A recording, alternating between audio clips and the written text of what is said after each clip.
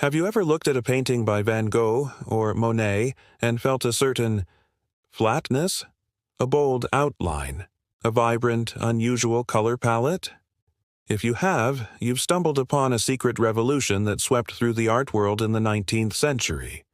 It wasn't born in a Parisian studio or a London gallery. It came from thousands of miles away from the bustling streets of Edo, Japan. This is the story of Japonisme, the wave of Japanese influence that completely transformed how Western artists saw the world. It all began in the 1850s when Japan, after centuries of isolation, reopened its borders to international trade. Suddenly, a flood of Japanese goods poured into Europe: fans, kimonos, ceramics, and most importantly, ukiyo-e woodblock prints. These weren't considered high art in Japan. They were mass-produced images of everyday life, famous actors, beautiful courtesans, and stunning landscapes. For European artists, however, they were a revelation. Think about traditional European art at the time.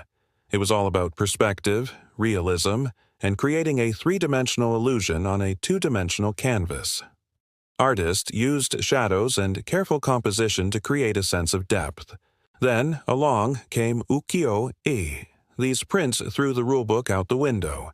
They featured flat planes of color, strong, dark outlines, and radical compositions. A tree might be dramatically cropped at the edge of the frame, or a bridge might slice across the scene at a sharp, diagonal angle. The viewpoint was often from above, looking down, completely flattening the sense of space. Artists like Claude Monet were among the first to fall in love. He collected over 200 Japanese prints, and you can see their influence everywhere in his work. Look at his paintings of the water lily pond at his home in Giverny. That famous Japanese bridge he built wasn't just a garden feature, it was a direct homage. The way he captures the reflections on the water's surface, the flat, decorative quality of the lilies, it all echoes the aesthetic of artists like Hokusai and Hiroshige. He wasn't just painting a scene, he was creating a pattern, an atmosphere, much like the ukiyo-e masters. Then there was Edgar Degas. He was fascinated by the candid, almost photographic snapshots of life he saw in Japanese prints. Before ukiyo-e, formal portraits were the norm. But Japanese artists captured people in the middle of an action: a woman fixing her hair, a merchant walking through the rain. Degas adopted this. His famous paintings of ballet dancers aren't posed and perfect. They show dancers stretching, yawning, adjusting their slippers.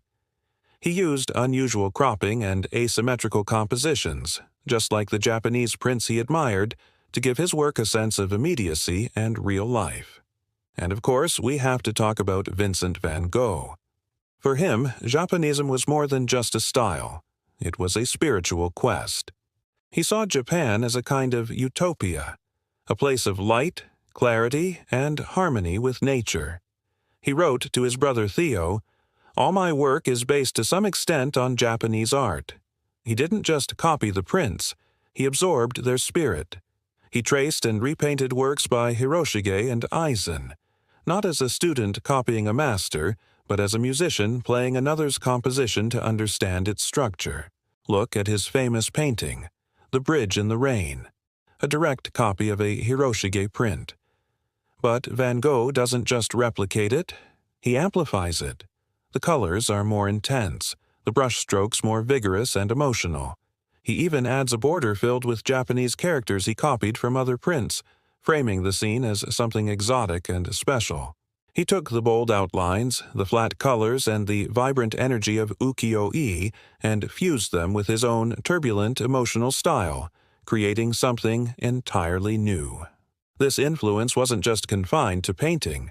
James Abbott McNeill Whistler, an American artist living in London, incorporated Japanese aesthetics into his entire philosophy of art for art's sake.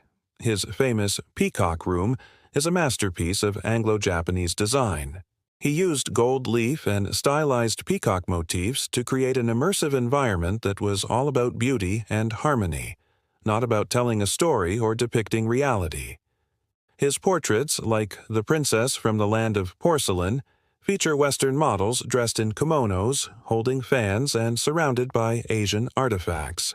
He was obsessed with creating a mood, a symphony of color and form directly inspired by the decorative elegance of Japanese art.